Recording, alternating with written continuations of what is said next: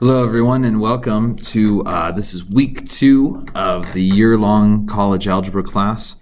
In this video I'm going to go over worksheet 1B, which is for week 2. In week 2 we're going to be doing worksheets 1B, 1C, and then the chapter review, which is worksheet 1D. At the conclusion of this week you'll have all of unit 1 completed. And as long as you have that all done and sorted out for week 3, you'll be good to go to turn it in. I'll be collecting all of the homework sheets, either like on your own piece of paper or just written on the piece of paper I gave you. I'll be collecting those all on the day of the test, which is whatever day you have me for week 3, so at the beginning of September. So today, what we're going to do is we're going to go over, like I said, just some problems from 1B. This is really just more practice on what we learned with worksheet 1A. A lot of it's going to be order of operations and just simplification, just some basic stuff from like Algebra 1, Algebra 2 topics. And hopefully it isn't too bad. The big thing here is you're not meant to be using a calculator. None of these calculations that we're doing are incredibly tough, so I'm not going to ask you to multiply some big numbers or divide really complex numbers. It's all going to be pretty straightforward, so I wouldn't stress out too bad about the no calculator thing. But when you're doing these worksheets, don't get in the habit of using one, because then you'll let yourself down on the exam. Okay, so on page 1B, let's go ahead and look at number 3 real quick. So once again, I've done all of these problems, and I have an answer key that shows all my work on Schoology. So if you want to print that out and look at that as we go along, that's fine. It's going to match exactly what I have in these slides. So use that as much as you want or as little as you want. It's totally up to you. But like I said, all the problems are not only just answered, but they also are worked out so that you can hopefully follow along with what I'm doing. Okay, so looking at number 3, we have a bunch of stuff in parentheses, so we're going to deal with that first, and then the -6 out back. So with the stuff inside the parentheses, we still use PEMDAS. So inside the parentheses, we're going to start with a division, because that will come before the addition.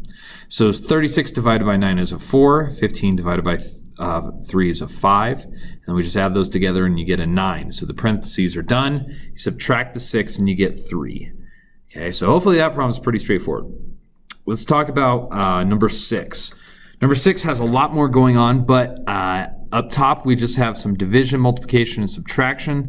On the bottom we just have adding and subtracting. So the bottom we really don't have to do anything except just go from left to right with the subtraction, then addition, all the way across. But up top we have to start with that division and that multiplication. So 49 divided by 7 is a 7. We're going to multiply that times 4, and that's going to ultimately give us a 28. The 3 times 4 and back is just going to be that 12, and that's what I'm going to be subtracting from that 28. So up top still, 28 minus 12 is going to be 16. That's how I got the 16 on top of the fraction. On the bottom of it, I'm just going to go from left to right. So 15 minus 12 is 3. 3, and then 3 plus 5 is 8. 8 minus 3 is 5. Plus 3 is 8 again, so that's how I got the 8 on the bottom of the fraction. Now, last but not least, 16 divided by 8. Well, 8 goes into 16 2 times, so that's all done. So you just circle your 2. All right, let's talk about number 7. 7 is real tough because you have a fraction equals a fraction. So what you have to do here is we have to do some cross multiplication. There are other ways to do it, but I think cross multiplication is the easiest because it gets rid of your fraction or your division really, really fast. So for this I did one of them in red, one of them in blue, so you could tell what I was doing. So the 2 times x plus 3, that has to be in parentheses, so please don't forget to put that in parentheses. And then the 3 times x minus 3, that's also, the x minus 3 is also in parentheses. So I have that all equal to each other. Okay, so now I'm going to distribute the 2 and distribute the 3, and I get 2x plus 6 equals 3x minus 9. From there, I'm going to subtract 2x from both sides, and that just gives me a single x on the right side, and then I add 9 to both sides, and I'm done. So x equals 15. All right, so I'm going to do 10, 11, and 12. Now, these are really, really tough problems, so that's why I wanted to do all of them. But let's go through 10 real quick. So on 10, we have one of the things being divided by 3, and then we have a couple of things being divided by 5s. So I don't like dealing with fractions whenever I can avoid it. So what I'm going to do for this at the very beginning of it is I'm going to subtract, or I'm going to multiply by 5, and then I'm going to multiply by 3. Now the reason I chose those numbers is because if you multiply something that's being divided by that same thing, it goes away. So what I mean by that is, first thing I did is I multiplied everything by a 5. So 2/3 becomes 10/3, and that's not any better.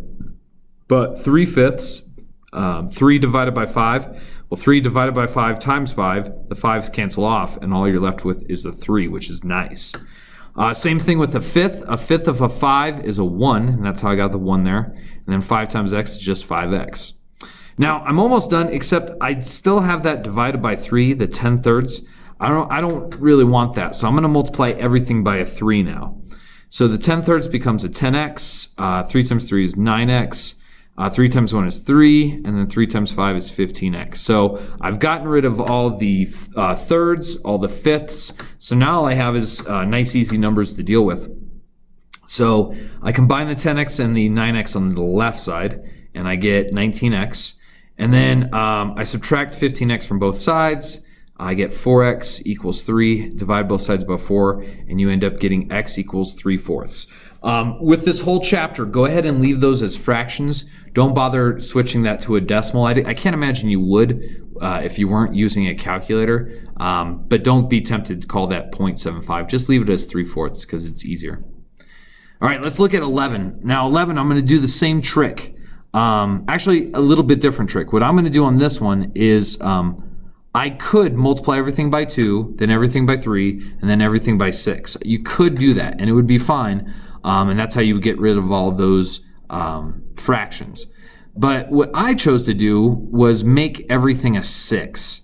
And the reason I chose a 6 is because 2 multiplies to make a 6 pretty easily. It just multiplies by 3. The third multiplies to make a 6 really quickly just by multiplying by 2.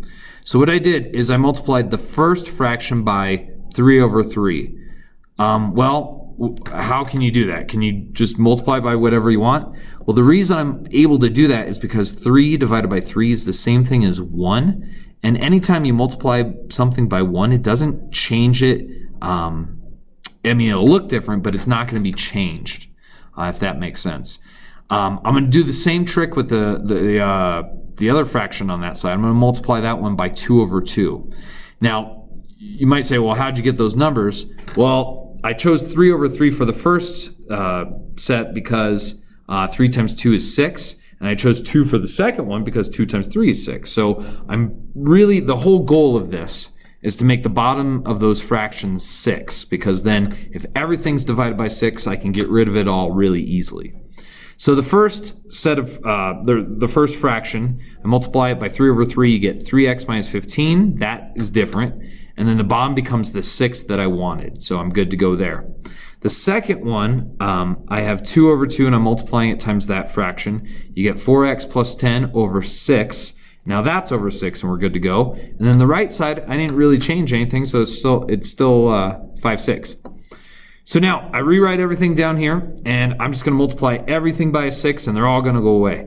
So you're left with 3x minus 15 minus, and now the 4x plus 10 has to be in parentheses because there's a minus sign in front of it, and we got to subtract both of those things. And then the 5/6 just becomes 5, so that's good to go. I distribute the negative in those parentheses, and you get negative 4x, and now it's negative 10 or minus 10. Combine the x's, combine the negative 15 and negative 10, you get negative 25. Add 25 to the other side, divide by negative 1, and you get x equals negative 30 when you're all done. Okay, kind of a tricky problem, but like I said, if you just get a common denominator for all of the fractions, then they all cancel off really easily. Okay, number 12 is another cross-multiplying problem. And the reason this one's tough is because everything is like binomials. In other words, there's two things. So for this one, we're going to have to do a bit of foiling, which is, you know, not the hardest thing in the world, but there's a lot of places to make mistakes. So here we go. In red, I have x plus 1 times 2x plus 1. So that's how I've written it. And then in blue, I have x minus 1 times 2x minus 1. So that's all set to go. I foiled the left side and I get all that stuff. I foiled the right side and I get all that stuff.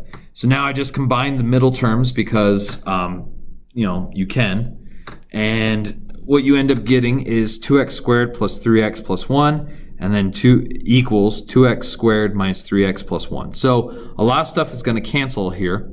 I'm going to subtract 2x squared from both sides. And you're going to be left with 3x plus 1 and negative 3x plus 1. Well, I'm going to add 3x to both sides to get it to cancel. So I have 6x plus 1 equals 1. Subtract 1 from both sides, you get 6x times 0. So it's basically saying 6 times some number equals 0. Well, the only number you can multiply by to make it 0 is 0. So x equals 1. All right, so that is number 12.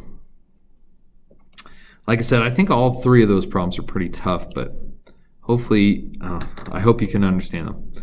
All right, number 16. Let's talk about 16. 16, I think, is the hardest problem. Yeah, I think it's the hardest problem on the entire worksheet. This or number 18. This and 18 are really, really similar.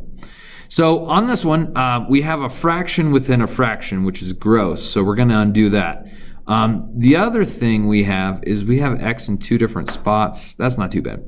So what I'm going to do is at the very beginning of this problem is I'm going to multiply by the bottom of that fraction to get it to go to the other side. So I'm multiplying the left side by x plus x minus 2 divided by 4. And I'm multiplying the right side by the same exact thing so that it all stays equal. Well, if you do that to the left side, it's going to work out to be nice because the bottoms just cancel like they do. And you get just 2. So that's really nice. On the right side, we're multiplying all of that stuff times 1. So the 1 doesn't affect it at all. We just rewrite it. So we end up getting all that stuff over on the right. We have x plus and then x minus 2 over 4. So that's good. Now, I don't want that divided by 4, so I'm going to multiply everything by 4 to get it to go away. So I do that, and you're going to get 8 on the left side. And then 4x plus x minus 2 on the right side because the bottom canceled off. And now combine the x's, you get 5x, add 2 to both sides, you get 10 equals 5x, divide both sides by 5, and you get x equals 2. Okay, I know that was fast, and I know, you know, I could probably do a better job explaining, and if it was in person, I'm sure you would have some questions. But go through the worksheet. Use my answer key in my notes to kind of help guide your thinking. If you do it a different way and get the same result, then it's probably fine. If there's anything on the answer key or maybe a mistake or whatever, feel free to email me with any questions that you might have. But like I said, we've already done 1A. This is 1B. We're also going to do 1C and 1D for this week. And this is going to be it for chapter 1. Now, we're really not going to be adding anything new with worksheet C. It's just going to be some more practice on this. And then worksheet D is just going to be a review, so really nothing new there. So you've kind of seen everything. It's just a matter of getting more comfortable with it as we go. So like I said, any questions, feel free to email me, and go ahead and do worksheet C as well. All right, talk to you later.